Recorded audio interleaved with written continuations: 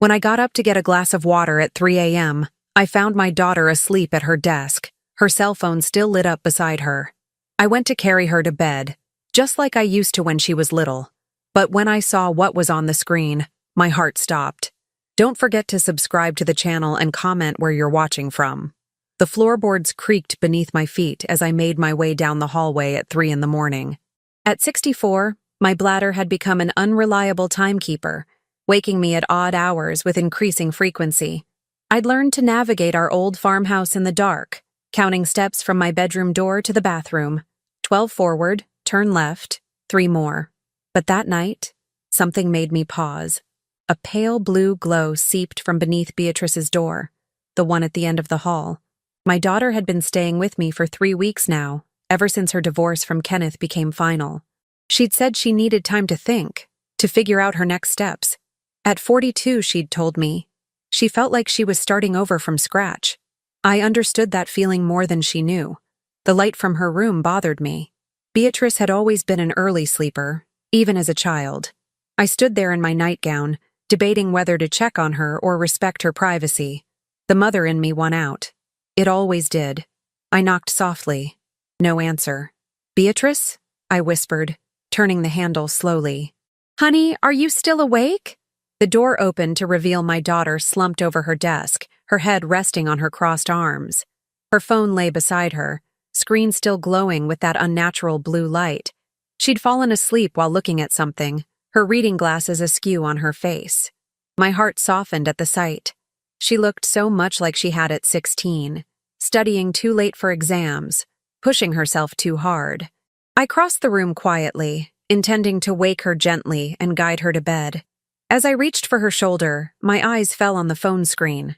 And everything changed. The text message thread was still open. The contact name at the top read M.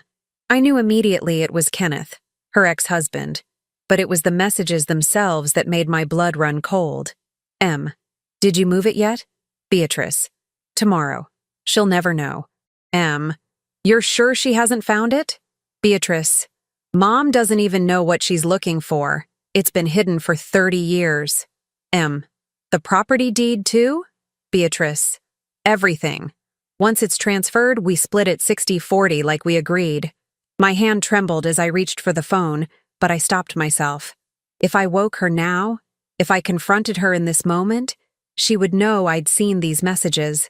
And something told me I needed to understand the full scope of what was happening before I revealed what I knew. 30 years. What had been hidden for 30 years? I backed away slowly, my heart hammering against my ribs. Beatrice didn't stir. I closed her door with infinite care and stood in the dark hallway, my need for the bathroom completely forgotten. My mind raced backward through the decades. 30 years ago, I was 34. My husband, James, was still alive. We'd been running this farm together, raising Beatrice and her younger brother, Tom. What could possibly have been hidden then that Beatrice and her ex-husband were conspiring about now? The property deed. They'd mentioned a property deed. I made my way back to my bedroom, but knew sleep wouldn't come. Instead, I sat on the edge of my bed, staring at the darkness beyond my window. The farm stretched out there, 200 acres of land that had been in James's family for 4 generations. He'd died 8 years ago, leaving everything to me, or so I'd thought. As dawn began to paint the sky in shades of gray, a memory surfaced, sharp and clear, like it had been waiting all these years to be remembered. James, in his study, late at night, papers spread across his desk. He'd been agitated about something, muttering to himself. When I'd asked what was wrong, he'd kissed my forehead and said, "Just boring legal stuff, Maggie. Nothing for you to worry about." I'd believed him. I'd always believed him. The smell of coffee woke me from a restless half-sleep around 6:30. I hadn't realized I'd dozed off. I dressed quickly in my usual jeans and flannel shirt, studying my face in the mirror. The woman who looked back at me had kind eyes and graying hair pulled into a practical bun. I looked exactly like what I was.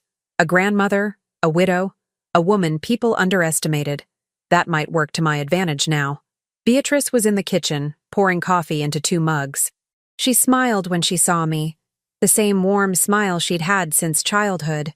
Morning, Mom. You're up early. Couldn't sleep, I said, accepting the coffee she offered. You? Oh, I slept like a rock. She laughed, adding cream to her mug. I don't even remember going to bed.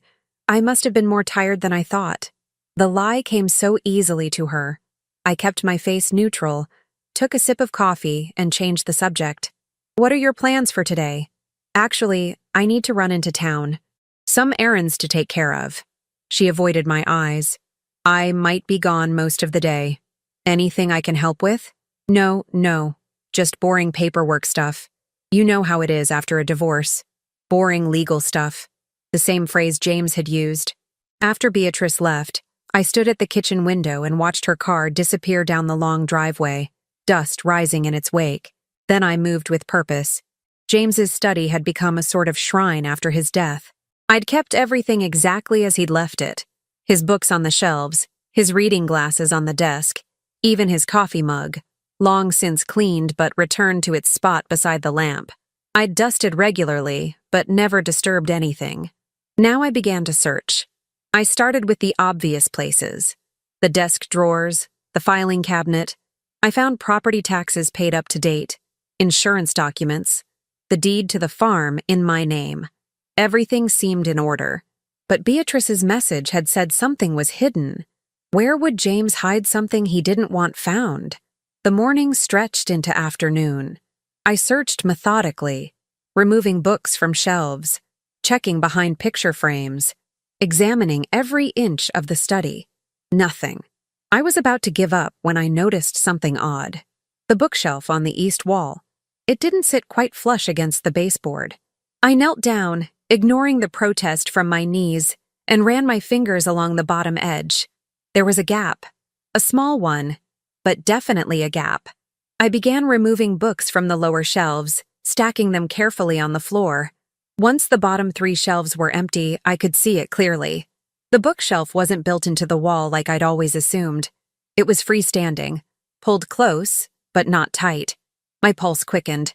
I wedged my fingers into the gap and pulled. The bookshelf moved, surprisingly easy on hidden casters. Behind it was a small door, no more than 2 feet square, built into the wall itself. A hidden compartment. In my own house. Behind furniture I'd dusted for decades. The door had no lock, just a simple latch. My hand shook as I lifted it and pulled the door open. Inside was a metal box, old and dusty. I lifted it out carefully and set it on James's desk. The box wasn't locked either. Whatever secrets it held, James had trusted that no one would find this hiding place. He'd been wrong. I opened the box. Inside were documents. Legal documents, by the look of them. I lifted the first one out, unfolding it carefully. It was a deed, but not to our farm. This was for a property in Charleston, South Carolina. A beachfront property, according to the description. The deed was in James's name. Dated 31 years ago. I didn't understand. James had never mentioned property in Charleston. We'd never even vacationed there. Why would he have? The next document stopped my thoughts cold. It was a birth certificate for a child named Sue Bradley, born in Charleston. Mother's name, Catherine Bradley. Father's name, James Robert Mitchell. My husband's name. The birth date was 30 years ago, 6 months after the property deed. I sat down heavily in James's chair, the birth certificate trembling in my hands. A daughter. James had another daughter, which meant he'd had an affair, and Beatrice knew about it. The room spun. I forced myself to breathe, to think clearly. There were more documents in the box. I had to see them all before Beatrice returned. The next papers were letters, dozens of them, spanning years, all from Catherine Bradley, all addressed to James at a post office box I'd never known he had. I opened one at random, dated 15 years ago. James, Emma asks about you constantly. She wants to know why her father can't visit more often. I don't know what to tell her anymore. The money you send helps, but she needs more than that. She needs you. Please reconsider. She deserves to know her sisters. Catherine's sisters. Plural.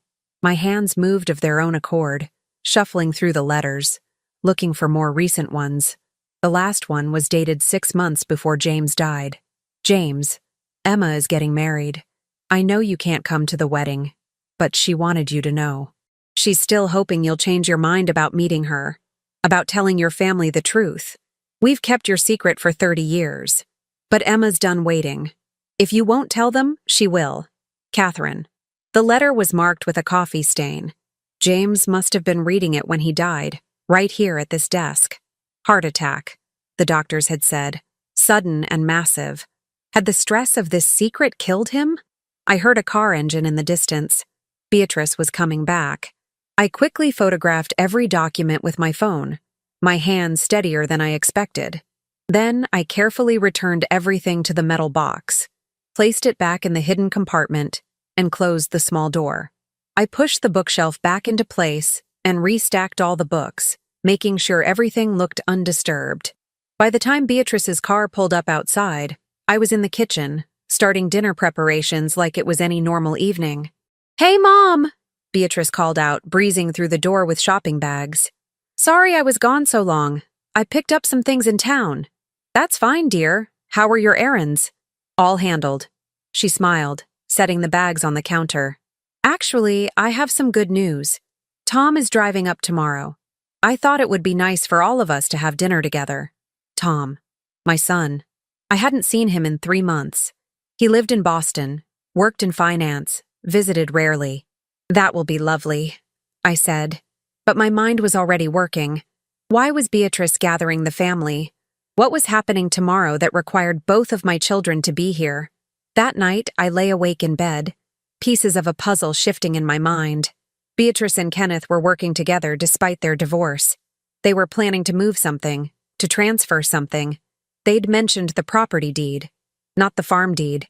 I'd seen that in the files. It was in my name alone. The Charleston property deed. That had to be it. But why would Beatrice and Kenneth want it? And how did they even know about it? Unless Emma, my husband's illegitimate daughter, had told them. Unless she'd finally made good on her threat to reveal the truth. But what truth? That she existed. That she was James's daughter. Or something more. I rolled over and stared at the red numbers on my alarm clock. 2:47 a.m.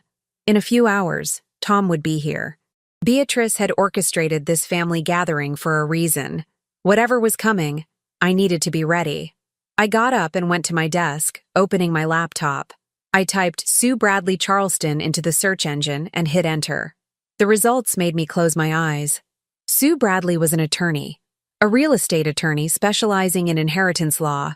And according to her firm's website, she had recently filed a claim in South Carolina probate court. The case name made my heart stop. Bradley v. Mitchell Estate, property rights and inheritance claim.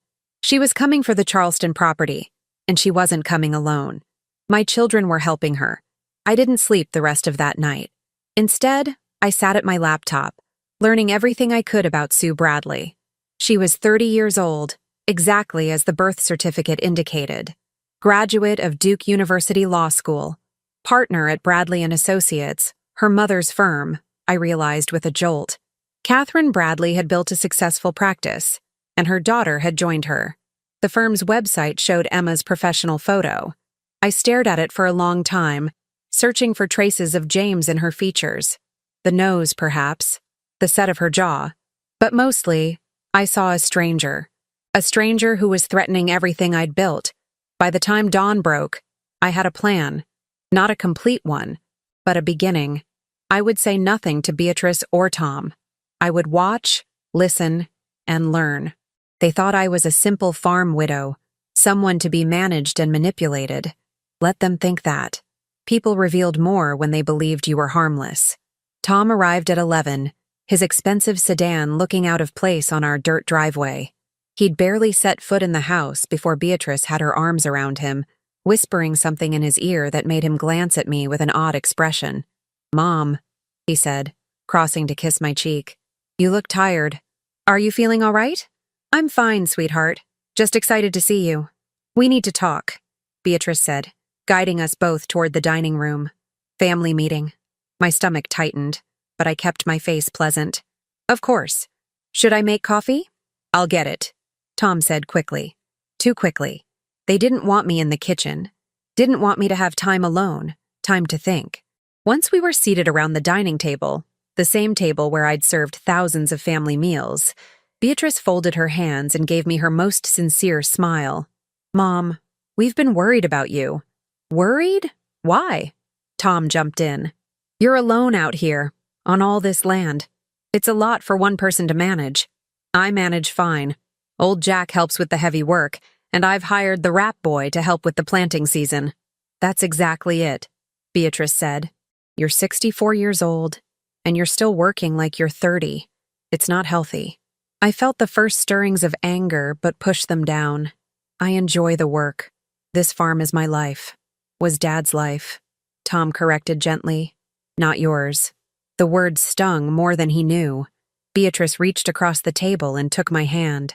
We've been thinking about your future, about what's best for you. And what have you decided is best for me? I kept my voice light, curious. There's a wonderful retirement community about 30 miles from here, Tom said, pulling out a glossy brochure. Heritage Gardens, beautiful place. They have activities, a community center, medical staff on site. You'd have friends your own age. I have friends. Mom, Beatrice squeezed my hand. We love you. We just want you to be safe and comfortable. And the truth is, maintaining this farm is expensive. The property taxes alone, which I pay every year. But you're living on Dad's life insurance money, Tom said. That won't last forever.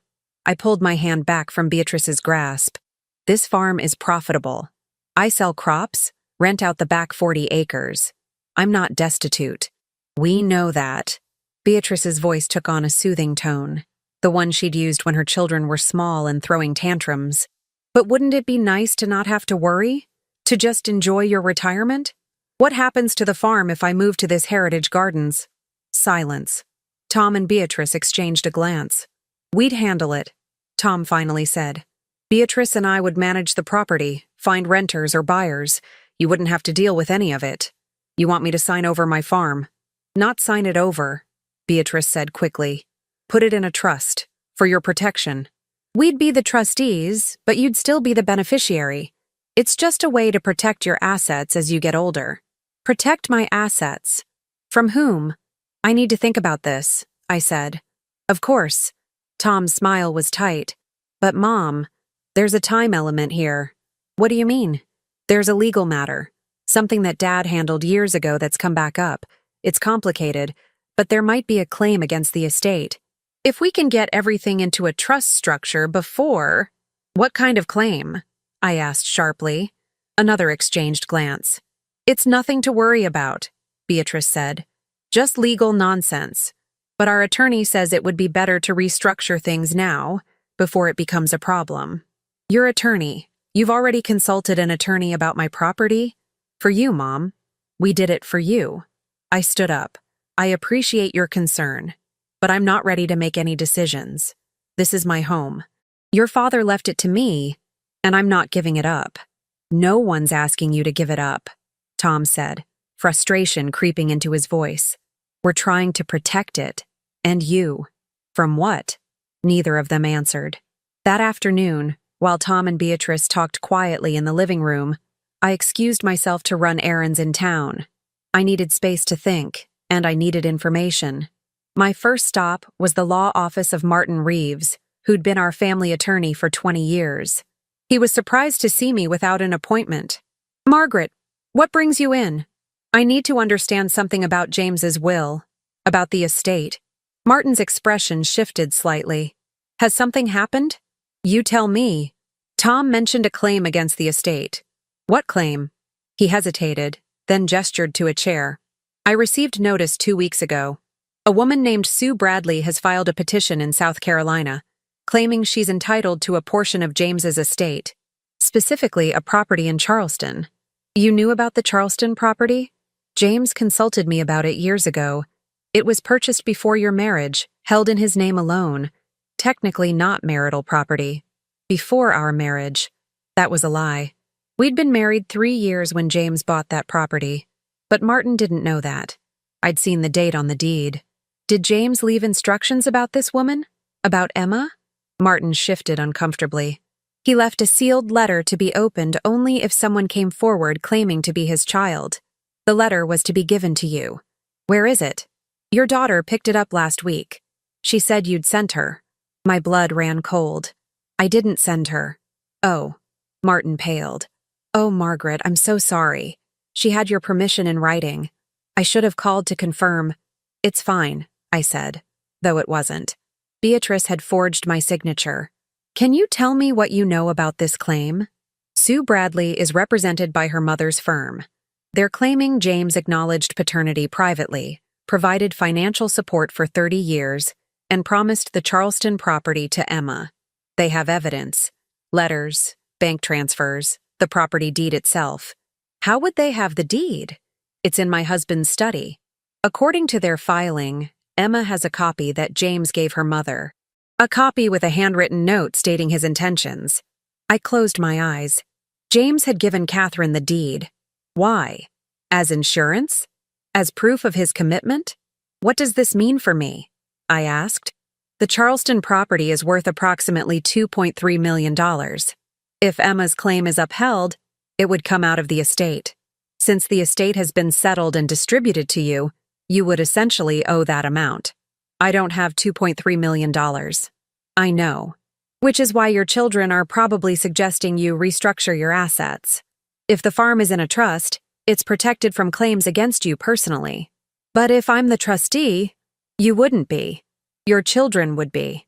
You'd be the beneficiary, but you wouldn't control the assets. I stood abruptly. Thank you, Martin. Margaret, wait. We need to discuss your options. Prepare a defense. I'll be in touch. I walked out before he could see the tears of rage burning in my eyes. My next stop was the county clerk's office. I requested copies of all property records associated with James's name. The clerk, a young woman named Jessica who'd gone to school with Beatrice, smiled sympathetically. This might take a while, Mrs. Mitchell. Your husband's name is on quite a few properties. What do you mean, quite a few? She turned her computer screen toward me. James's name appeared on 7 different property records. I recognized our farm, of course. But the other 6? Can you print these for me? Sure thing. While Jessica worked, I studied the screen. 2 properties in our county, small parcels of land I'd never heard of. 1 in Charleston, which I knew about now, and 3 in other states, Florida, Colorado, and Maine. When had James bought these? How had he paid for them? And more importantly, who knew about them? Jessica handed me the printouts. Here you go. That'll be $15 for copies. I paid, thanked her, and walked back to my truck in a daze. James hadn't just had an affair. He'd had a secret life, properties scattered across the country, bank accounts I'd never known about.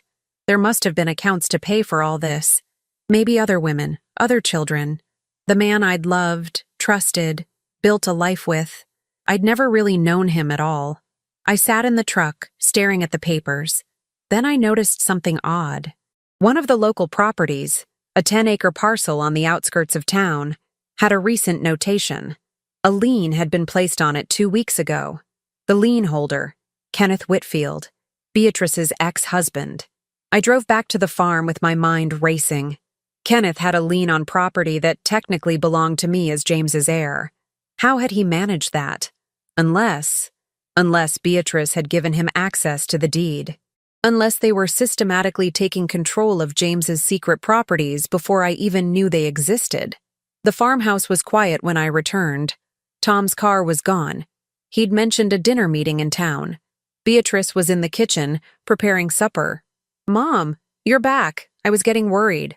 Just ran some errands. I set my purse on the counter. Where's Tom? He had to meet with someone. Business stuff. He'll be back tonight. She stirred something on the stove. I thought I'd make your favorite, pot roast. That's sweet of you.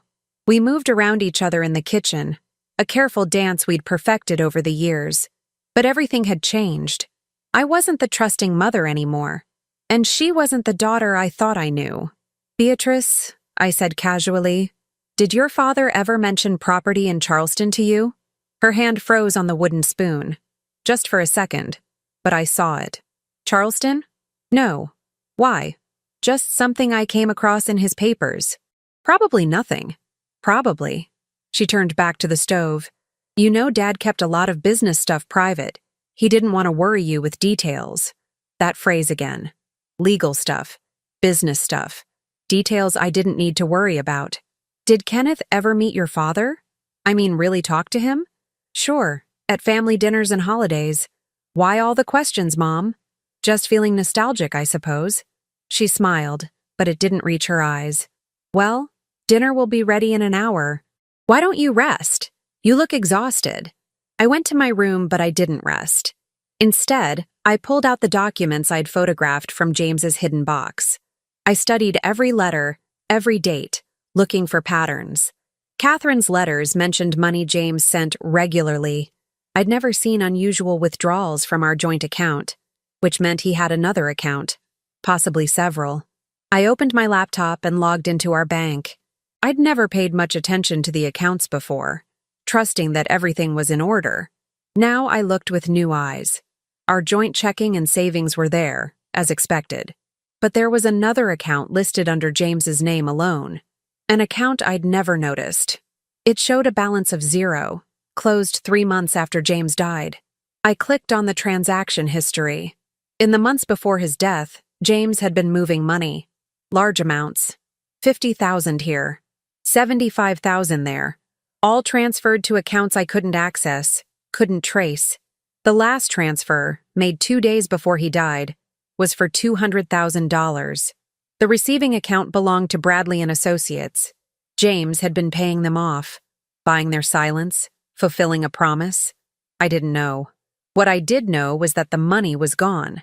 Nearly $500,000, drained from an account I hadn't known existed, now beyond my reach. A knock on my bedroom door made me jump. I quickly closed the laptop. Mom? Beatrice's voice. Dinner's ready. Coming. I opened the door to find her standing there, and for just a moment I saw something in her expression. Not love, not concern. Calculation. After dinner, she said, we need to talk about the trust. Tom brought the papers. They just need your signature. Tonight? The lawyer says time is critical. There's a hearing scheduled in Charleston next week. If we don't have the trust in place by then... She stopped. It would be better if we do it tonight. I haven't even read the papers. Tom and I have gone over everything. It's all standard. And honestly, Mom, do you really understand trust law? We're just trying to help. There it was. The dismissal. The assumption that I was too old, too simple, too trusting to understand. They had no idea what I'd learned today. All right, I said quietly. Let's have dinner. Then we'll look at the papers. Beatrice beamed. Perfect. You're making the right choice, Mom. As I followed her down the stairs, my phone buzzed in my pocket. A text from an unknown number. Mrs. Mitchell, this is Sue Bradley. We need to talk before you sign anything. Your children aren't telling you the truth. I'm not your enemy. Please call me. I deleted the text before Beatrice could see, but I'd already memorized the number. Dinner was a performance. I played my role perfectly, the confused elderly widow, grateful for her children's guidance. I asked simple questions about the trust, let Tom explain things in his patient, condescending tone. I nodded and smiled while Beatrice refilled my wine glass, trying to dull my senses. I barely touched the wine. The key thing to understand, Mom, Tom said, spreading papers across the dining table, is that this protects you. If there are claims against the estate, and there are, your personal assets remain untouchable. But the farm would belong to the trust. The trust would own it, yes. But you're the beneficiary. You'd still live here, still receive income from it. The only difference is that Beatrice and I would handle the administrative details, pay the bills, manage the taxes, deal with any legal issues. And you'd both be trustees? Equal co-trustees, Beatrice confirmed. Everything requiring a major decision we'd discuss with you first. This is just paperwork, Mom. Protection. I picked up the document. 23 pages of legal language. I read slowly, pretending to struggle with the terminology.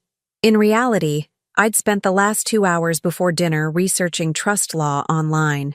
What Tom and Beatrice weren't telling me was that as trustees, They could sell the property without my consent. They could liquidate assets, transfer funds, make investments.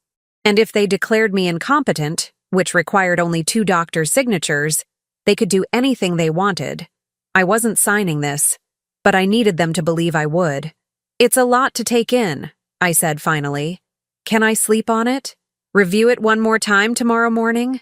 Tom's jaw tightened. Mom, the Charleston hearing is in 6 days. We need to file this trust with the court before then. One more night won't make a difference, will it? Actually, it might, Beatrice said. Her voice had lost some of its warmth. The attorney specifically said we needed to move quickly. Every day we wait is a day that woman's claim gains strength. That woman? You mean Sue Bradley? Silence. They hadn't expected me to know the name. How do you know about her? Tom asked sharply. I went to see Martin Reeves today. He told me about the claim, about the Charleston property.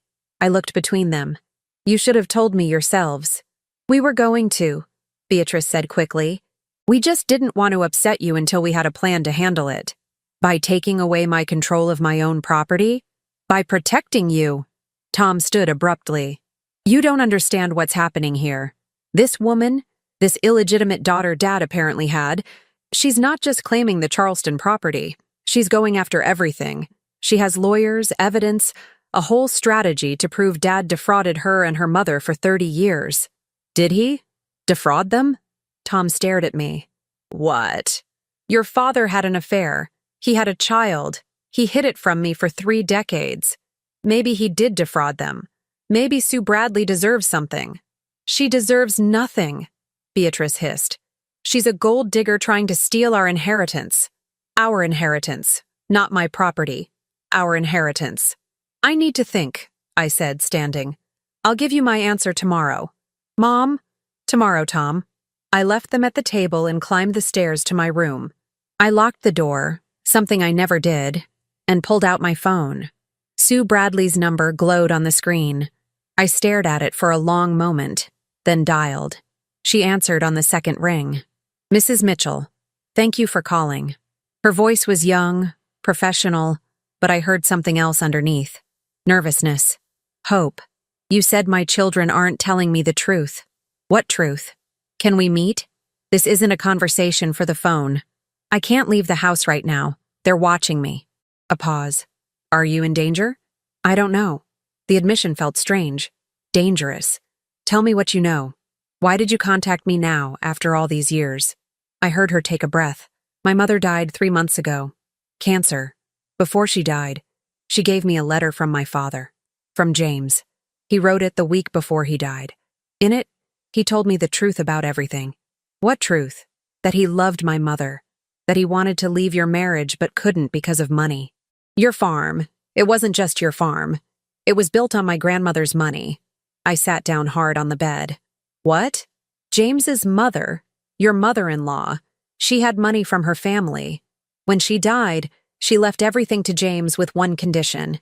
It had to stay in the Mitchell family, passed down through the legitimate line. If James divorced you, he'd lose everything. That's not true. Martha loved me. She wouldn't have. She put it in her will, Mrs. Mitchell. I have a copy. James was trapped. He loved Catherine, but he needed your marriage to keep his inheritance. My head spun. Martha had died 28 years ago, leaving James the money to expand the farm, to build it into something profitable. I'd thought it was because she trusted him. Trusted us. Even if that's true, I said slowly, what does it have to do with now? James is dead. The inheritance came to him, and then to me. That's the problem. My father's letter explained that he'd been systematically moving assets out of the marital estate for years, buying properties in his name alone, creating accounts you didn't know about. The Charleston property was supposed to be my inheritance, but there were others too. He was building a separate estate for me. 7 properties, I whispered. I found the records today. 8, actually. There's one more in Nevada that hasn't been properly recorded yet. Together, they're worth close to $4 million. $4 million. Money James had hidden from me. Money he'd meant for his illegitimate daughter. Your children know about all of it, Emma continued. Beatrice contacted me 6 months ago, right after your father died. She said she wanted to make things right. She offered me a deal. My stomach dropped. What kind of deal? She and Tom would help me claim the properties. They'd provide documents, testimony, whatever I needed.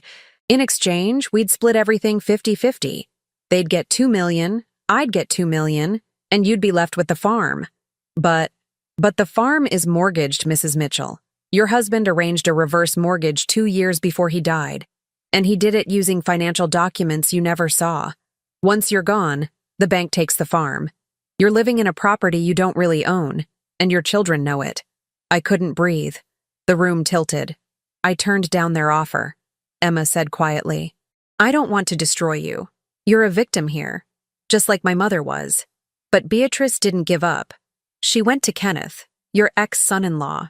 He's the one who's been helping them, using his banking connections to place liens on the properties, to establish legal claims before you could discover what was happening. Why are you telling me this? Because the letter my father left. It changed everything. He wrote that he was ashamed of what he'd done to you, that you deserved the truth. He wanted me to wait until you were ready, to approach you gently, to work something out that was fair to everyone. Her voice cracked. He loved my mother, but he respected you. He knew you'd been betrayed worse than anyone.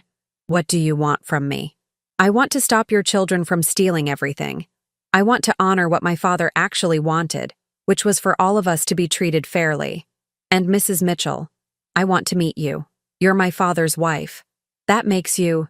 I don't know what it makes you, but you're the only family I have left. Footsteps in the hallway. Tom's voice low and urgent. She's been in there too long. Who's she talking to?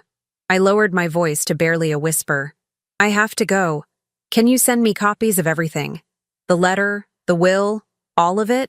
Already sent to your email. Check your spam folder. I had to use an encrypted service.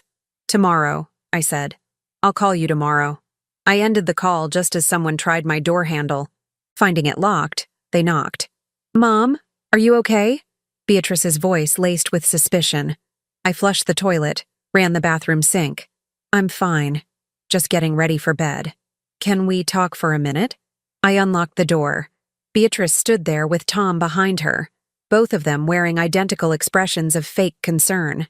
We're worried, Beatrice said. You seem upset, confused. I'm tired. It's been a long day. Has anyone contacted you?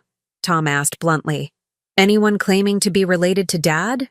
I met his eyes steadily. No. Should I expect someone to? Sue Bradley might try to manipulate you, Beatrice said. She's desperate.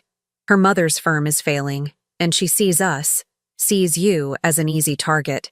She'll say anything to get money. I thought you said she was a gold digger with lawyers and a strategy. They exchanged glances. Both can be true, Tom said. The point is, don't talk to her. Don't believe anything she says. And please, Mom, sign the trust papers. Let us protect you. I'll read them again tonight. Give you my answer in the morning.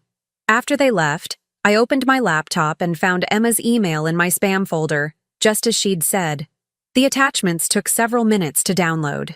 James's letter to Emma was dated 5 days before he died. My dearest Emma, I am a coward. I've always been a coward. I chose money over love, security over honesty, and I've hurt everyone because of it. Your mother deserved better than stolen moments and secret phone calls. You deserved a father who claimed you proudly, and Margaret deserved a faithful husband. But Margaret also deserves the truth, and I don't have the courage to tell her while I'm alive. I'm leaving this to you, hoping that someday you'll find a way to help her understand. The properties are yours, as promised. But please, be kind to Margaret. She knew nothing of my deceptions.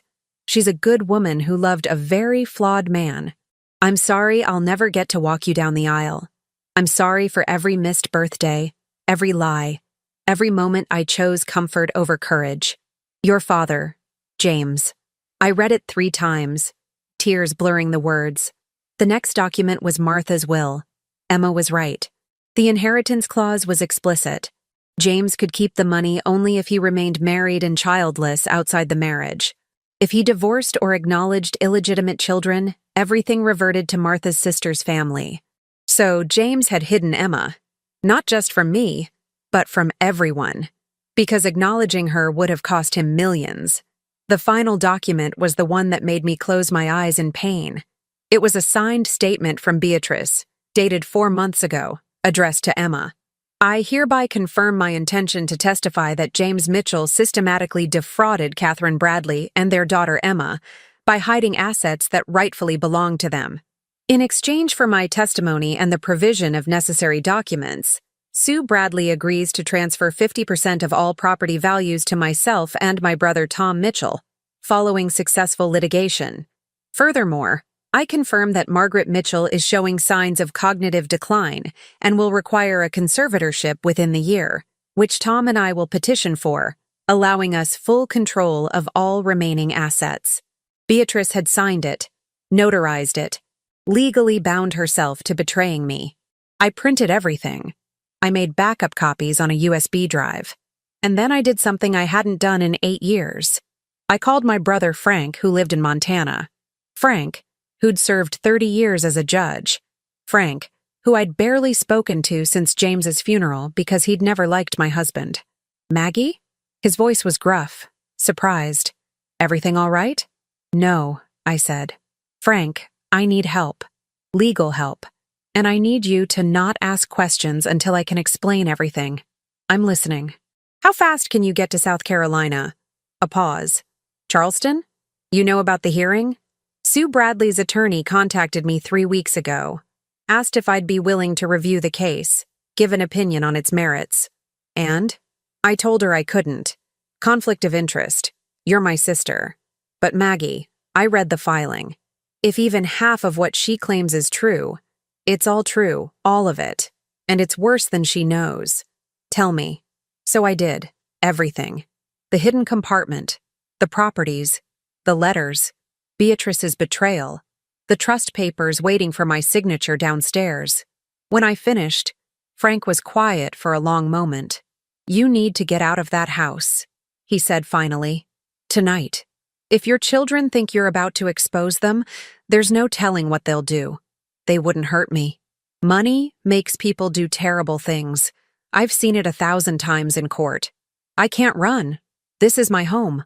Then you need leverage. Something that makes you untouchable. Like what? Like a recorded confession. Can you get them to admit what they're planning? I thought about it. Maybe, but I'd need time. And I'd need them to think they've won. What are you thinking? I'm thinking, I said slowly, that I'm going to sign their trust papers tomorrow. But first, I'm going to make a few changes they won't notice. Maggie, trust me, Frank. I spent 40 years married to a man who hid things in plain sight. I learned a few tricks. After I hung up with Frank, I opened the trust document on my laptop. Tom had emailed me a digital copy, probably assuming I couldn't figure out how to edit it. He was wrong. I'd been teaching myself computer skills for 2 years, ever since James died and left me to manage everything alone. I knew how to edit PDFs, how to make changes that looked seamless. I worked until 3 in the morning, making small alterations. A clause here, a condition there. Nothing obvious, but enough that, if a good judge or lawyer ever looked closely, they'd see exactly how Beatrice and Tom had tried to use this trust against me. When I finally crawled into bed, I felt something I hadn't felt in days. Hope, and beneath it, something harder and sharper. Anger. Tomorrow I would sign their papers. I would play the grateful mother. And I would set my trap. I came downstairs at 7 the next morning wearing my best smile and carrying the trust documents. Beatrice and Tom were already in the kitchen, both nursing coffee and wearing the exhausted expressions of people who'd stayed up late strategizing. They looked up sharply when I entered. I've made my decision, I said, setting the papers on the counter. I'll sign. The relief on their faces was almost comical. Almost. Mom, that's wonderful, Beatrice said, moving to embrace me. You're doing the right thing. I know this wasn't easy, Tom added. But you'll see. This will make everything so much simpler. I do have a few questions, I said, pulling back from Beatrice's hug. Just to make sure I understand everything. Tom's expression tightened slightly. Of course. What do you want to know? The clause about distributions, it says you can sell property within the trust without my approval if it's in my best interest. How do you determine that? We'd discuss it with you first, Beatrice assured me. It's just legal language that gives us flexibility to act quickly if we need to. And the part about healthcare decisions? Standard stuff. If you became ill or incapacitated, we'd be able to make medical decisions on your behalf. Define incapacitated. Tom shifted uncomfortably. Mom, why are you asking all this? Do you want to sign or not? I want to understand what I'm signing. Is that unreasonable? No, of course not. Beatrice's voice had an edge now.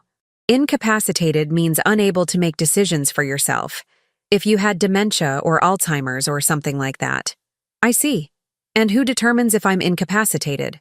Medical professionals. Doctors. Which doctors? Mom. Tom set down his coffee cup hard enough to make me flinch. What's with the interrogation? Do you trust us or not? I let silence hang in the air for a moment. Then I picked up the pen. I trust that you're my children, I said quietly. And that you want what you think is best for me. I signed the document with a steady hand. 3 copies, each signature witnessed by Beatrice and Tom, each page initialed. The whole process took 10 minutes. When it was done, Tom gathered the papers with barely concealed eagerness. I'll take these to the attorney today. Get everything filed properly. When does it take effect? I asked. Immediately. Once we file with the court and the county recorder, the transfer is complete. So as of today, I no longer own my home. You're the beneficiary, Beatrice reminded me. It's still yours. We're just managing it. Right. Managing it. After Tom left with the documents, Beatrice seemed to relax. She made breakfast, pancakes my favorite, and chatted about her plans to help me redecorate the living room, maybe update the kitchen. We could really make this place shine, she said. Increase its value. For when you sell it? She laughed. Mom, stop being so paranoid. Nobody's selling anything. We're protecting it. For you. For your future. I ate my pancakes and said nothing. That afternoon, while Beatrice was on a long phone call in her room, with Kenneth, I assumed, based on the hushed, urgent tone, I retrieved my laptop and opened an encrypted email account I'd created overnight. I had 3 messages waiting. The first was from Frank. Documents received. I've shared them with a colleague who specializes in trust law. You did good work on those edits. They won't see it coming. The second was from Emma. My attorney wants to meet with you. She thinks we can stop this, but we need to move fast. The hearing is in 4 days. The third was from an address I didn't recognize. Mrs. Mitchell, this is Dr. Karen Reynolds from Heritage Gardens. Your daughter scheduled an intake appointment for you next Tuesday. She mentioned concerns about your cognitive health. I thought you should know. My hands shook as I typed replies. To Frank, standing by. We'll record conversation tonight if possible. To Emma, tell your attorney I'll meet her tomorrow. Somewhere public. I'll call with details. To Dr. Reynolds, thank you for the warning. I will not be attending that appointment. If my daughter contacts you again, please document everything. I was just closing the laptop when I heard footsteps on the stairs. I quickly opened a solitaire game instead. Beatrice appeared in the doorway. Having fun? Just keeping my mind sharp. You know what they say about idle brains? She smiled, but it didn't reach her eyes. Actually, I wanted to talk to you about something. Tom and I have been thinking, maybe you should see a doctor. Just a checkup. Make sure everything's okay. I feel fine. I know, but you're at an age where things can change quickly. Early detection is important. Detection of what? Memory issues, confusion. You've been asking a lot of repeated questions lately. Have I? Yesterday, you asked me 3 times what time Tom was arriving. I hadn't, but arguing would only make me seem defensive, confused. Maybe you're right, I said slowly. A checkup couldn't hurt. Great! I actually already made you an appointment. Tuesday at 10. That was efficient. I just want you taken care of, Mom. After she left, I sat very still. They were moving faster than I'd anticipated. The appointment with Dr. Reynolds was in 4 days. They'd have me evaluated, probably by a doctor they'd already coached. He'd find signs of cognitive decline, confusion, memory issues, inability to manage finances. With that diagnosis, the conservatorship petition would be approved in weeks. I had 4 days to stop them. That evening, I set my phone to record and slipped it into my cardigan pocket. Then I called both children into the living room. "I want to talk about the farm," I said. "About what happens after I'm gone." "Mom, let's not talk about that," Beatrice protested. "I'm 64 years old and I've had 2 heart scares. We need to talk about it." I folded my hands in my lap. "When I die, the farm goes to the trust. And you two split everything equally?" "That's right," Tom confirmed. "What about Sue Bradley?" The temperature in the room dropped 10 degrees. "What about her?" Tom asked carefully. "She's James's daughter, your half-sister. Doesn't she deserve something?" "She deserves nothing," Beatrice said flatly. "She's the product of an affair that humiliated you, that broke our family. Our family wasn't broken. I never knew about it." "Exactly. Dad was a cheater and a liar, and you want to reward the evidence of his betrayal?" "I want to do what's right." Tom leaned forward. "Mom, listen to me. Sue Bradley is a con artist. She and her mother plotted for 30 years to get their hands on Dad's money. Now that he's dead and can't defend himself, she's making her move. She doesn't care about you. She doesn't care about family. She cares about money. How do you know what she cares about? Because I've dealt with people like her in finance for 20 years. I know a scam when I see one. Have you met her?" Silence. "Have you?" I pressed. "I spoke with her once," Beatrice admitted. "When she first contacted us after Dad died. She was cold, calculating. She laid out exactly what she wanted, down to the dollar. It was disgusting. What did she want? Half of everything. She actually believed she deserved half of Dad's estate. And what did you tell her? To get lost." Tom stood abruptly. "And that's what you should tell her too, if she contacts you. Which I'm sure she will, now that the hearing is approaching. She'll try to manipulate you, play on your emotions, maybe even threaten you." "Threaten me how?" "These people will say anything. Claim Dad promised them things, that he wanted them to have the farm, that you don't deserve what you have." He moved to stand over me, and for the first time, I felt a flicker of real fear. "You can't trust her, Mom. You can only trust us, because you're my children, because we love you." Beatrice took my hand. "Sue Bradley doesn't love you. She doesn't even know you. We're your family. We're the ones who'll take care of you when you can't take care of yourself." "Am I having trouble taking care of myself?" Another exchange of glances. "Sometimes," Beatrice said gently. "You forget things. You get confused. It's normal at your age, but it worries us. Give me an example of something I've forgotten." "You left the stove on 3 times last week." "I did? You don't remember." Her voice was thick with false sympathy. "That's exactly what we're talking about, Mom. These little lapses. They're getting worse. I hadn't left the stove on once.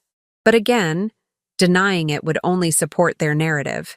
Maybe I do need that doctor's appointment," I said softly. "We'll take care of everything," Tom assured me.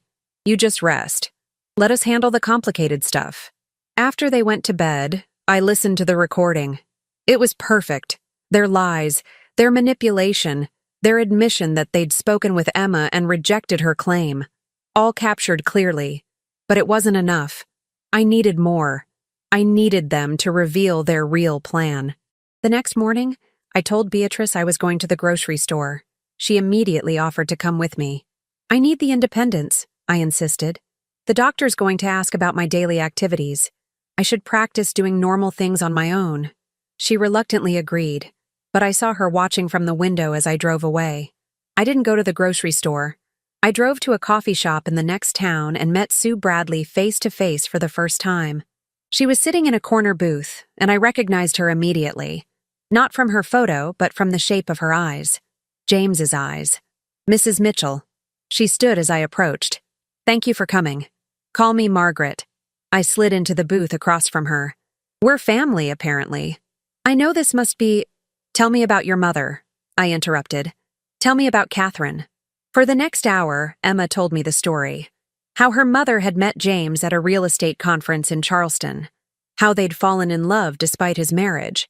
How Catherine had believed James when he said he'd leave me once his business was more stable. She waited 10 years before she realized he never would, Emma said. But by then, I existed, and she loved him too much to force his hand. Did he love her? I think so, in his way. He visited when he could, called every week. He never missed sending money, but he also never chose her over you. Over his inheritance, you mean? Emma nodded.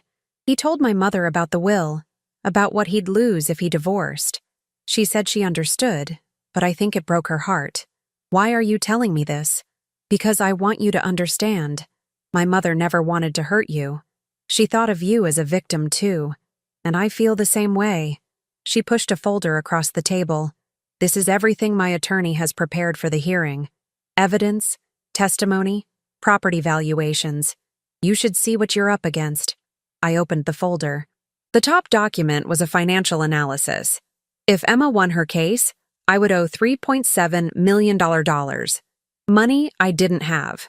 The farm, even without the reverse mortgage, wasn't worth that much. You'd destroy me, I said quietly. No, your children would destroy you. They're the ones who set this in motion. She pulled out another document. This is what I'm actually filing with the court tomorrow. A revised petition. I read it slowly. Emma was claiming only the Charleston property and 2 others, the ones James had explicitly promised her in his letter. Total value, approximately $1.8 million. Still a fortune, but survivable. The rest of the properties, Emma said, I'm arguing should return to you. My father bought them with money he hid from you, which makes them marital property that should have been disclosed. You deserve them. Why would you do this? Because it's the right thing to do. And because, she hesitated, because I'd like to know you, my father's wife, the woman he chose to stay with, even when it cost him everything else. I felt tears burn my eyes. He didn't choose me. He chose money, maybe at first. But I read his journals, Margaret. He wrote about you. Near the end, he knew he'd made the wrong choice. Not in staying married, in lying. He wished he'd been honest from the start. Let everyone make their own choices.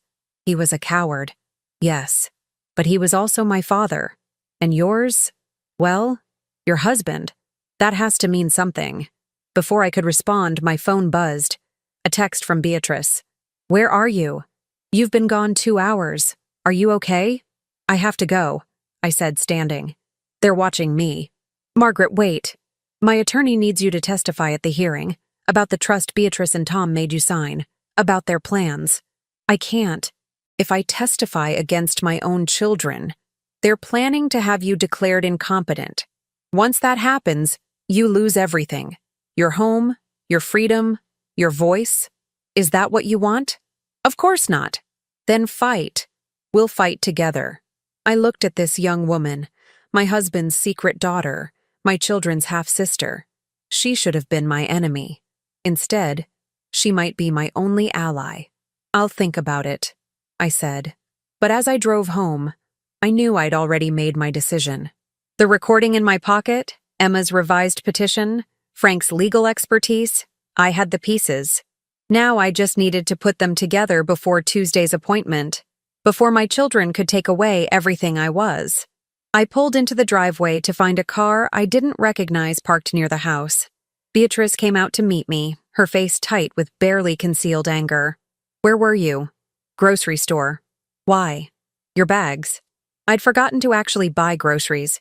I got there and realized I'd forgotten my wallet. I had to come back. Your wallet is in your purse. I looked down. She was right. I thought I'd left it on my dresser. Mom. Beatrice's voice was sharp. Dr. Reynolds called. She said you emailed her, saying you wouldn't come to your appointment. Why would you do that? I don't remember emailing her. You don't remember, or you don't want to go? I don't remember. The lie tasted bitter, but I saw it register on Beatrice's face. More evidence of my declining mental state. Who's here? I asked, gesturing to the strange car. Someone who needs to meet you. Come inside. The man sitting in my living room stood when I entered. He was tall, 50s, wearing an expensive suit. Mrs. Mitchell, he said, extending his hand. I'm Dr. Richard Sawyer. Your children asked me to stop by for an informal chat. About? About how you're managing. Just a few questions. Nothing to worry about. I'm not answering any questions without my attorney present. Dead silence. Mom, Tom said, appearing from the kitchen. Dr. Sawyer is just trying to help. I don't need help. I need all of you to leave my house. As trustees, we're responsible for managing the property now, Beatrice said quietly. Which means we have authority over who comes and goes. Get out. Dr. Sawyer, Tom said, ignoring me. As you can see, she's exhibiting paranoid behavior, aggression, memory loss. We're very concerned. I can see why, Dr. Sawyer said, making notes. Mrs. Mitchell, I'd like to ask you a few simple questions. What year is it? 2024. Who's the president? I'm not playing this game. Confusion and resistance are common symptoms, he murmured, writing more. I want you out of my house. Now. Mom, please calm down, Beatrice said. You're only making things worse. And then I understood. This was it. This was their move. They'd brought a doctor here to evaluate me without my consent, to build their case for incompetency. I pulled out my phone. What are you doing? Tom demanded. Calling my attorney. He moved fast, grabbing the phone from my hand. You're confused. You don't need an attorney. You need help. Give me back my phone. Mom, please, I screamed. Not words, just a loud, piercing scream that made all three of them freeze. Help! Someone help me! Dr. Sawyer backed toward the door. I think we should do this another time. No! Beatrice grabbed his arm. She's having an episode. This is exactly what we've been dealing with. You need to see this. But I saw something flicker in his eyes. Doubt. Or maybe conscience. I'm leaving, he said firmly. This isn't appropriate without proper consent and procedures. After he left, I faced my children. Get out of my house, I said quietly. Both of you. We're not going anywhere, Tom said. You're not well. You need supervision. Then I'll leave. With what car? I have your keys. He did. I could see them in his hand. My car keys and my phone. I was trapped. I spent that night locked in my bedroom. Not by a physical lock, they weren't that obvious, but by the knowledge that Tom sat at the bottom of the stairs, keeping an eye on me, as Beatrice had put it. They'd taken my phone, my car keys, even my laptop. Beatrice had come to my room with dinner on a tray, like I was an invalid. You need to rest, Mom. Tomorrow we'll take you to see Dr. Sawyer properly, at his office where you'll be more comfortable. I don't need a doctor. You screamed at us today. You accused us of trying to hurt you. You forgot to buy groceries, forgot you'd emailed Dr. Reynolds, forgot that you'd already signed the trust papers. She'd set the tray on my nightstand with exaggerated care. These aren't normal behaviors, Mom. We're worried. After she left, I'd eaten the soup mechanically, my mind racing. They were building a narrative. The confused elderly woman, exhibiting paranoid delusions, unable to care for herself. By the time they were done, everyone would believe I needed to be in a facility. But they'd made one mistake. They'd assumed I was helpless. At midnight, I heard Tom's heavy footsteps climbing the stairs, heading to the guest room. I waited another hour, listening to the house settle into silence. Then I moved. Years of living in this old farmhouse had taught me which floorboards creaked and which stayed silent. I crossed my room in the darkness, opened my window, grateful I'd kept the hinges oiled, and looked down. 15 feet to the ground. Not an easy drop for a 64-year-old woman, but not impossible either. The trellis James had built 20 years ago still clung to the side of the house, covered in climbing roses. I'd spent 40 years caring for those roses. They owed me. I changed into dark clothes, grabbed my purse, they'd forgotten to search it, and it still held some cash and my credit cards, and climbed out the window. The trellis groaned under my weight, but held. Thorns caught at my clothes and scratched my hands, but I kept moving.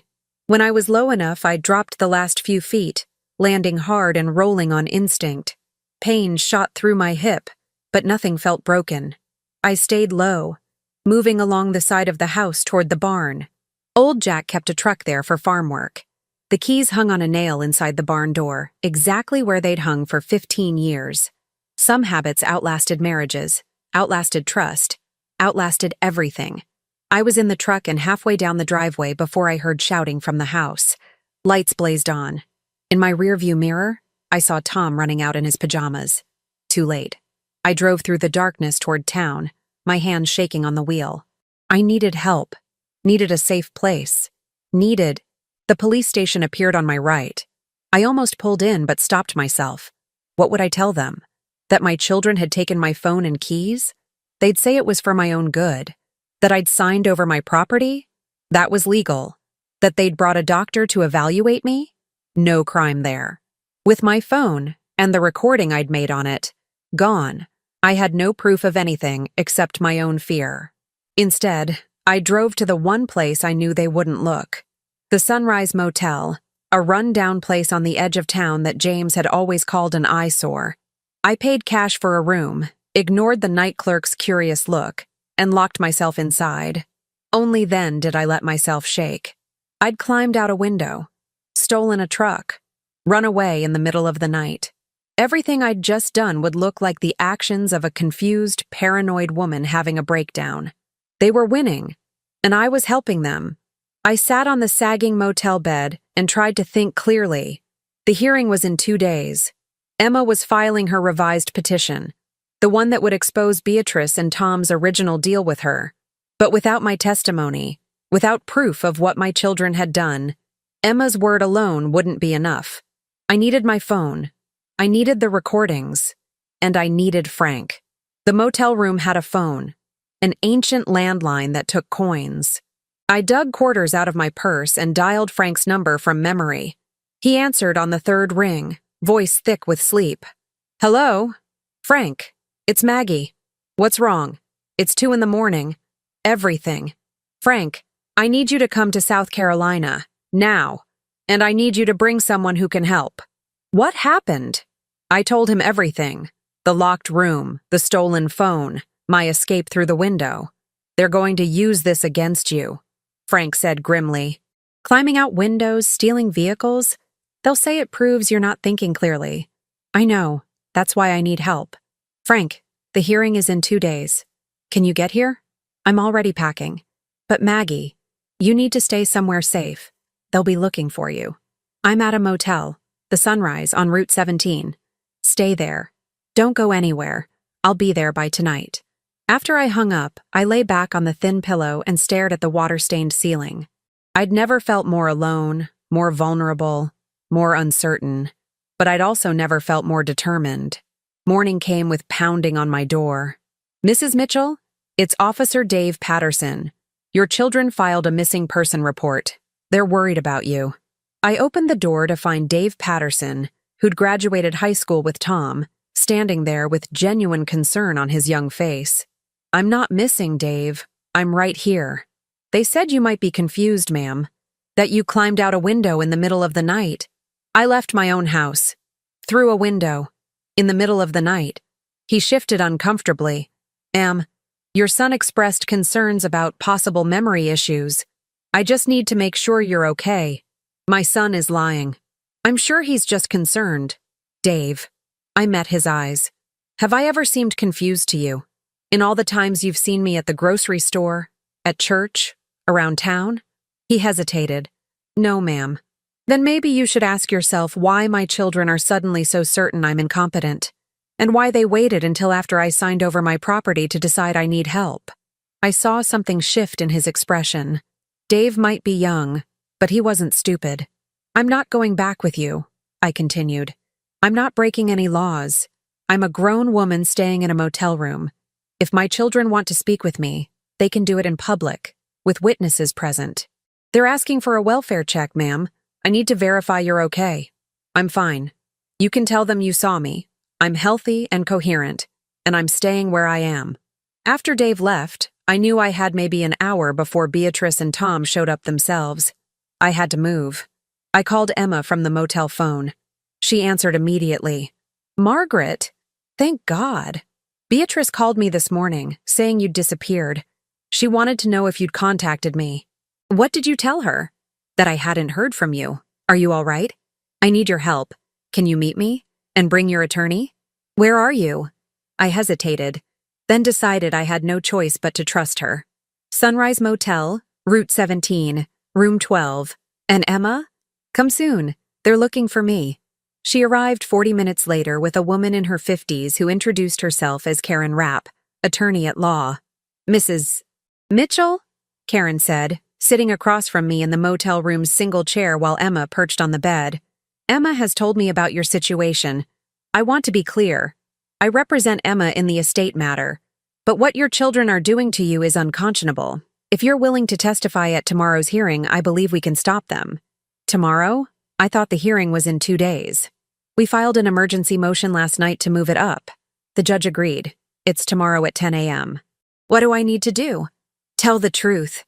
About the trust they made you sign. About their plans for conservatorship. About everything they've hidden from you. She pulled papers from her briefcase. I also need you to sign this affidavit.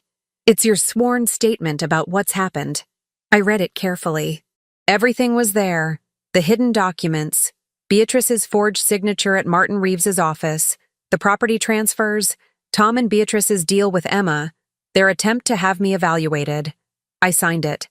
Now, Karen said, we need to keep you safe until tomorrow. Your children can't know where you are. Frank is coming, my brother. He'll be here tonight. Good. The more family on your side, the better. She stood. The hearing is at the county courthouse. Be there by 9:30. We'll meet you inside. After they left, I spent the day in that dingy motel room, waiting. I dozed fitfully, jerking awake at every sound, convinced Beatrice and Tom had found me. Frank arrived at 7 in the evening, and I nearly wept when I opened the door to his familiar face. You look terrible, he said, pulling me into a hug. I feel terrible. Well, tomorrow we make them feel worse. He set down his overnight bag. I brought someone with me. He's parking the car. Who? Before Frank could answer, there was another knock. I opened the door to find a man in his 40s, professional looking, carrying a leather bag.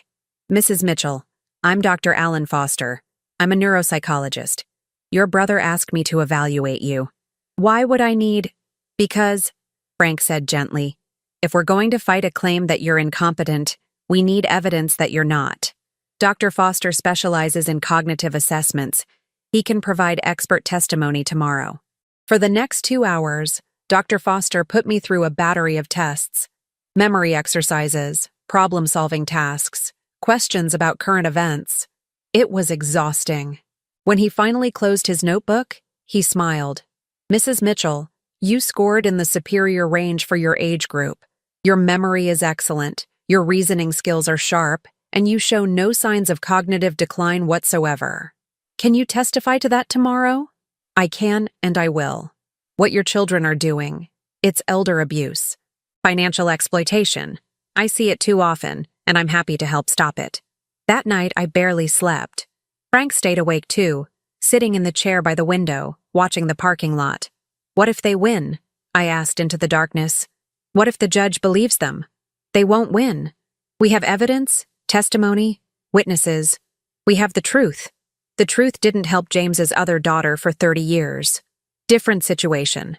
Emma was hidden because James was a coward. You're being hidden because your children are thieves. The law tends to notice the difference. The next morning, I dressed in the best clothes I had, the same outfit I'd worn to James's funeral 8 years ago. Navy dress, pearl earrings, sensible shoes. I looked at myself in the motel mirror and barely recognized the woman staring back. She looked older, harder, sadder, but also stronger. Frank drove me to the courthouse. We were early, but Emma and Karen were already there, along with Dr. Foster and another man I didn't recognize. Margaret, Karen said, this is Martin Reeves, your family attorney. I contacted him last night. Martin looked uncomfortable. Mrs. Mitchell, I owe you an apology. When Beatrice came to my office with that permission slip, you couldn't have known. But Martin, I need you to testify about that. About the forged signature. I will. And I've brought the original document. It's clearly not your handwriting. At 9:45, Beatrice and Tom arrived with their attorney, a sharp-faced woman named Gloria Henderson. Beatrice saw me and her face went white. Mom, thank God you're safe. We've been so worried. Don't, I said quietly. Don't pretend anymore. Mrs. Mitchell, Gloria interjected. My clients have been frantic. You disappeared in the middle of the night, stole a vehicle. I borrowed a farm truck from my own property. Property that belongs to the trust, of which you are no longer the owner. We'll see about that. The bailiff called us into the courtroom. Judge Helen Rapp, no relation to Karen, was a woman in her 60s with steel gray hair and sharp eyes that missed nothing. This is an unusual situation, she said, reviewing the files in front of her. We have several related matters consolidated before this court today. An estate claim by Ms. Sue Bradley, a counterclaim regarding a trust document, and emergency motions regarding competency and conservatorship. Let's start with the estate claim. Ms. Rapp, you represent Ms. Bradley? I do, Your Honor. Karen stood. We're filing a revised petition today that significantly reduces our claim. She explained Emma's new position, claiming only the 3 properties James had explicitly promised, returning the others to me. And why the change? Judge Rapp asked. Because we've learned that the original, larger claim was encouraged by Mrs. Mitchell's own children as part of a scheme to defraud their mother. Beatrice shot to her feet. That's absurd. Sit down, Judge Rapp said sharply. You'll have your turn. Continue, Ms. Rapp. Karen presented Emma's testimony, the signed statement Beatrice had made promising to help Emma in exchange for splitting the proceeds, the emails, the timeline of contacts. Then it was my turn to testify. I walked to the witness stand with my head high and my hands steady. I swore to tell the truth. And then I told everything. I told about finding the hidden compartment, the letters, the birth certificate. I told about Beatrice's text messages to Kenneth, about the trust papers they'd pressured me to sign, about the doctor they'd brought to my house. I told about being locked in my room, about climbing out the window because I was afraid. Afraid of your own children? Judge Rapp asked. Afraid of what they were willing to do for money. Gloria Henderson cross-examined me aggressively. Mrs. Mitchell, isn't it true that you've been experiencing memory problems? No. Your children say you left the stove on multiple times. I never left the stove on. They lied. You forgot to buy groceries even though you claimed you were going to the store. I didn't forget. I went somewhere else instead. Where? I looked at Beatrice.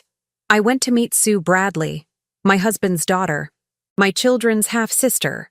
The courtroom erupted. Judge Rapp banged her gavel. Mrs. Mitchell, Gloria said, you climbed out a second-story window in the middle of the night. Is that the action of a person thinking clearly? It's the action of a person who was being held prisoner. Dr. Foster testified next, presenting his evaluation results.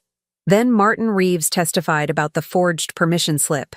Then Frank, speaking as both my brother and as a retired judge, testified about the suspicious timing of everything. The trust, the competency concerns, the attempt to isolate me. Finally, Sue Bradley took the stand. I didn't want to hurt Margaret, she said. I just wanted what my father promised me. But when Beatrice and Tom contacted me, offering to help me take everything in exchange for half the proceeds, I realized this wasn't about my father's promises. It was about greed. Why didn't you accept their offer? Judge Rapp asked. Because Margaret didn't deserve to be destroyed. She's innocent in all of this. She was betrayed by my father just like my mother was. I couldn't be part of hurting her more. Judge Rapp took a brief recess. When she returned, her expression was grim. I've reviewed all the evidence and testimony. This is one of the most disturbing cases of financial elder abuse I've seen in 20 years on the bench. She looked at Beatrice and Tom. You exploited your mother's trust, forged her signature, attempted to have her falsely declared incompetent, and conspired to steal her property. The trust document you created is hereby voided. It was signed under duress and false pretenses. Your Honor, Gloria began. I'm not finished. Ms. Bradley's revised petition is approved. She is entitled to the 3 properties specified in her father's letter. The remaining properties revert to Mrs. Mitchell as rightful heir. Additionally, I'm ordering both Beatrice Mitchell and Thomas Mitchell to surrender any documents, keys, and property belonging to their mother immediately. Beatrice was crying. Tom sat stone-faced. Your Honor, Karen said, we'd also like to request a restraining order. Mrs. Mitchell fears for her safety. Granted. Beatrice and Thomas Mitchell are prohibited from contacting their mother or coming within 500 feet of her person or property for a period of 1 year.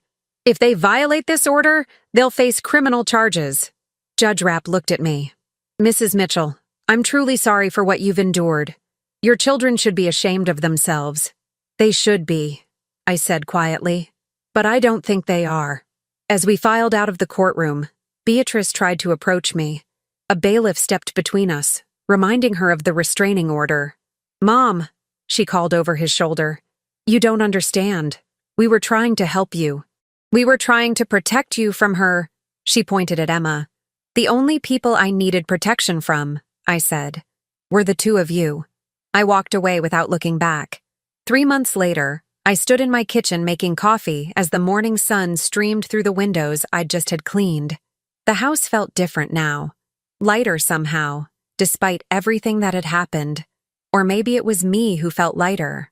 The farm was fully mine again. The trust documents destroyed, the reverse mortgage paid off with money from the sale of 2 properties James had hidden in Colorado and Maine. I'd kept the Florida property, a small condo I planned to visit this winter. The rest had gone to settling James's debts and securing my future. I was, for the first time in my 64 years, truly independent. Emma arrived at 9, as she had every Saturday for the past 2 months. She'd moved to South Carolina after the hearing, taking a position with a Charleston firm that didn't carry the weight of her mother's legacy. Morning, Margaret, she called, letting herself in through the back door. Coffee's ready. We sat at the kitchen table, the same table where Beatrice and Tom had tried to manipulate me into signing away my life. Now it held crossword puzzles, gardening magazines, and 2 mugs of coffee shared with a woman I was slowly learning to know. How's the property search going? Emma asked. I've narrowed it down to 3 possibilities. Want to look at them with me this afternoon? She smiled. I'd love to. I was selling the farm. Not because I had to, but because I wanted to. The memories here, both the true ones and the false ones, weighed too heavily. I'd found a smaller property 20 miles away. Manageable size, beautiful views, and no ghosts. Have you heard from them? Emma asked carefully. She never said their names. Beatrice and Tom had become them in our conversations, as if speaking their names might summon them back into my life. Tom sent another letter through his attorney, apologizing, asking for forgiveness, suggesting we talk like adults. What did you do with it? What I did with the other 3. Sent it back unopened. The restraining order had 6 more months to run, but even after it expired, I had no intention of seeing my children. They'd shown me who they really were, and I believed them. The hardest part wasn't the anger. Anger I could handle. It was the grief, mourning the children I'd thought I had while confronting the reality of the ones I'd raised. Where had I gone wrong? Had I been too trusting, too giving? Had James's betrayal taught them that manipulation was acceptable? I didn't have answers. Maybe I never would. Beatrice's divorce from Kenneth is final, Emma said, scrolling through her phone. It was in the county records this morning. They turned on each other fast enough. Money does that to people. After the hearing, Kenneth had tried to claim innocence, saying Beatrice had manipulated him. Beatrice had countered by releasing their text messages showing his full involvement. Their divorce had become a public spectacle of accusation and counter-accusation. I felt nothing watching them destroy each other. Not satisfaction, not sadness. Just a distant sense of inevitability. Frank called yesterday, I said, changing the subject. He wants to visit next month. That's wonderful. I'd like to meet him properly. He'd like that too. He thinks you're... I paused, choosing words carefully. A good person who got caught in an impossible situation. I think the same about you.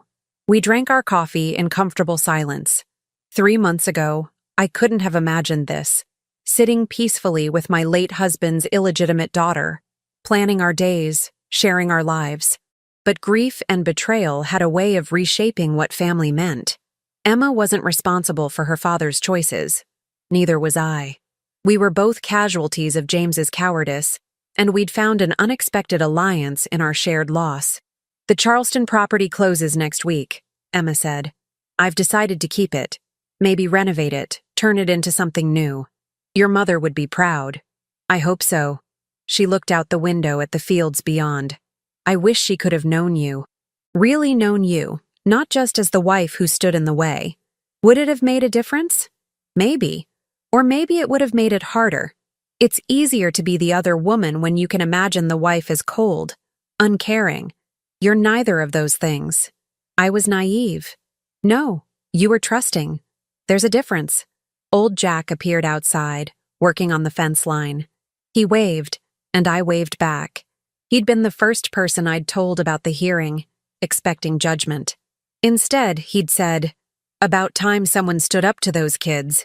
They've been circling like vultures since your husband passed." Everyone had seen it except me. Or maybe I'd seen it and refused to believe. Love made you blind to things you didn't want to see. Around noon, Martin Reeves stopped by with papers for me to sign. The final documents transferring the Colorado property to its new owners.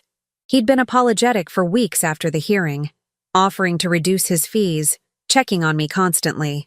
"Martin, I've told you," I said as he spread the papers on the table. "You made a mistake, but you testified truthfully when it mattered. I don't hold grudges against people who do the right thing eventually. Still," he shook his head, "I should have known better. Should have called to verify." Beatrice was convincing. She always has been. After he left, Emma and I drove to look at properties. The first was too remote, the second too expensive. But the third, a 50-acre farm with a modest house, a barn in good repair, and a creek running through the back 40, felt right the moment we pulled up the driveway. "This is it," I said. "You sure? You haven't even seen inside." "I'm sure." The house was small but well-maintained. 2 bedrooms, a kitchen that opened to the living room, wide windows that looked out over rolling fields. The owner, a widow like me, had moved to be closer to her daughter in Atlanta. "It needs someone who'll love it," she said, showing us around. "Someone who understands what it means to build a life on land." "I understand," I said. We shook hands on the porch, agreeing to terms without lawyers or negotiation. Sometimes you just knew when something was right. On the drive back, Emma was quiet. Finally, she said, "Margaret, can I ask you something personal?" "Of course." "Do you hate my father? For what he did to you?" I thought about it. Really thought about it. "No," I said finally. "I'm angry, disappointed, betrayed. But hate? That takes too much energy. And I've wasted enough years on James's lies. He made his choices. He lived with the consequences. Now I'm making mine. What about Beatrice and Tom? Do you hate them?" "That's harder." I gripped the steering wheel tighter. "They're my children. I loved them before they could speak, before they could hurt me. That kind of love doesn't just disappear. But I also can't have them in my life. They showed me they'd sacrifice me for money without hesitation. I have to accept that and protect myself. Do you think they'll ever understand what they did wrong? I don't know. Tom sent a letter last month saying they were just trying to protect their inheritance. Not apologizing, justifying. Beatrice's letters are worse. She still insists she was helping me, that I'm ungrateful." I shook my head. "They can't see their own actions clearly. Maybe they never will. That must hurt." Every single day. When we got back to the farm, there was a car in the driveway I didn't recognize. A woman in her 30s stood on the porch looking nervous. "Can I help you?" I asked, getting out of the truck. "Mrs. Mitchell? I'm Jennifer Hartley. I'm a reporter with the Charleston Post. I wanted to talk to you about your case. It's gained a lot of attention online. The way you stood up to your children, fought back against elder abuse. People want to hear your story. No, I understand you're private, but this could help other people in similar situations. Your experience could exploit my family's dysfunction for clicks and ad revenue," I said. "No, thank you. Mrs. Mitchell, please. Just a few questions." Emma stepped forward. She said no. "You need to leave." Jennifer looked between us, clearly trying to figure out our relationship. "Are you Sue Bradley, the illegitimate daughter?" "I'm Sue Bradley, James Mitchell's daughter. There's nothing illegitimate about me. And you're trespassing. Leave now or we call the sheriff." After Jennifer's car disappeared down the driveway, Emma turned to me. "Sorry if I overstepped." "You didn't. Thank you." I squeezed her hand. "For everything." That evening, I sat on the porch watching the sunset paint the sky in shades of orange and pink. The same porch where James and I had sat thousands of times, planning our future, talking about our children, building what I'd thought was an honest life. Everything I'd believed about my marriage had been a lie, but that didn't mean everything had been false. James had loved me in his way, a limited, selfish way, but real nonetheless. Our children had been wanted. Our years together had held genuine moments of joy. The betrayal didn't erase those memories. It just changed how I understood them. My phone rang. "Frank, how's the farm hunting?" he asked. "Found the perfect place. I'll send you pictures." "That's my girl. And Maggie? I've been thinking about Thanksgiving. Why don't you and Emma fly out to Montana? Spend it with me and Christine." Christine was Frank's wife, a kind woman I'd met only a handful of times. The invitation made my throat tight. "We'd love that." "Good. And Maggie? I'm proud of you. What you did, standing up to Beatrice and Tom, fighting for yourself, that took real courage. I was terrified the entire time. Courage isn't the absence of fear. It's acting despite it. You've always been stronger than you knew." After we hung up, I sat for a while longer as darkness fell. Crickets chirped in the grass. A barn owl called from somewhere in the fields. The sounds of a life continuing, regardless of human drama. I thought about Beatrice and Tom, probably sitting in their separate homes, nursing their grievances, convinced they were the victims. I thought about James, wherever the dead go, carrying the weight of his choices. I thought about Catherine Bradley, who'd loved a man who could never fully love her back, and who'd raised Emma to be stronger than the situation that created her. And I thought about myself, Maggie Mitchell, 64 years old, starting over. The old Maggie would have been terrified, would have clung to the familiar even when it hurt, would have forgiven Beatrice and Tom because that's what mothers were supposed to do. But the woman sitting on this porch wasn't that person anymore. I'd climbed out a window to save myself. I'd faced my children in court and told the truth. I'd made an ally out of a woman who should have been my enemy. I'd learned that blood didn't always mean family, and family didn't always mean blood. Most importantly, I'd learned that starting over at 64 wasn't an ending. It was a beginning. The next morning, I called the widow in Atlanta and made an offer on her farm. She accepted immediately. "When do you want to take possession?" she asked. "As soon as possible. I'm ready for something new." New is good. New is hopeful. I spent the next weeks packing, sorting through 40 years of accumulated life. I kept very little. Some photographs from when the children were young. James's wedding ring. The letters Emma's mother had written because they were part of the truth now. Everything else I sold or donated. The furniture where Beatrice and Tom had sat planning my downfall. The dishes from family dinners that had masked their greed. The decorations James had bought while hiding his second life. I kept only what I wanted to carry forward. Emma helped me pack. Frank flew out for a week to help with the heavy lifting. Martin Reeves handled the legal paperwork. Old Jack agreed to stay on with the new owners, who planned to continue farming the land. On my last day at the farm, I walked through the empty rooms one final time. The floors echoed with my footsteps. Sunlight streamed through bare windows. The hidden compartment behind the bookshelf stood open and empty, its secrets finally told. I didn't cry. I'd done my crying. Instead, I locked the door, handed the keys to Martin, and climbed into Emma's car. "Ready?" she asked. More than ready. The new farm was perfect.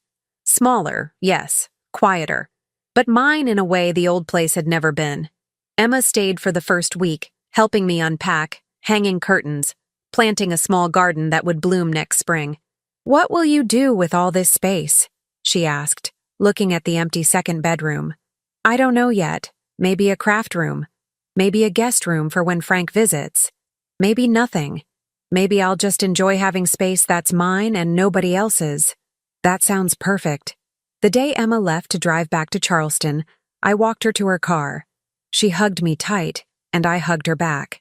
"Thank you," I said, "for being honest, for choosing the harder right over the easier wrong.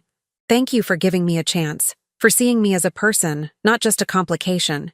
You're my stepdaughter. Your family. She smiled through tears. "I'll call you when I get home." "You better." I watched her drive away, then turned to look at my new home. The sun was setting behind it, casting long shadows across the fields. In the distance, I could hear the creek bubbling over rocks, a constant gentle sound that would become as familiar as breathing. This was my second act, my fresh start, my chance to build a life based on truth instead of illusion. I was 64 years old. My husband had betrayed me. My children had tried to destroy me. I'd lost almost everything I'd thought defined my life. And somehow, standing in the doorway of my new home, I'd never felt more free. Age, I'd learned, wasn't about decline. It was about accumulated wisdom, about knowing your own strength, about refusing to be diminished by people who should have loved you better. I'd spent 40 years being the woman James wanted me to be, trusting, unquestioning, manageable. I'd spent 20 more being the mother Beatrice and Tom needed me to be, generous, supportive, easy to manipulate. Now I was going to spend however many years I had left being exactly who I was, Maggie Mitchell, survivor, fighter, woman who climbed out a window at 64 because staying put meant losing herself. I stepped inside my new home and closed the door on the past. The future, uncertain but mine, stretched out before me like those fields in the fading light, full of possibility, full of promise, full of hope. And this time, I was writing my own story. Now tell me, what would you have done if you were in my place? Let me know in the comments. Thank you for watching, and don't forget to check out the video on your screen right now. I'm sure it will surprise you.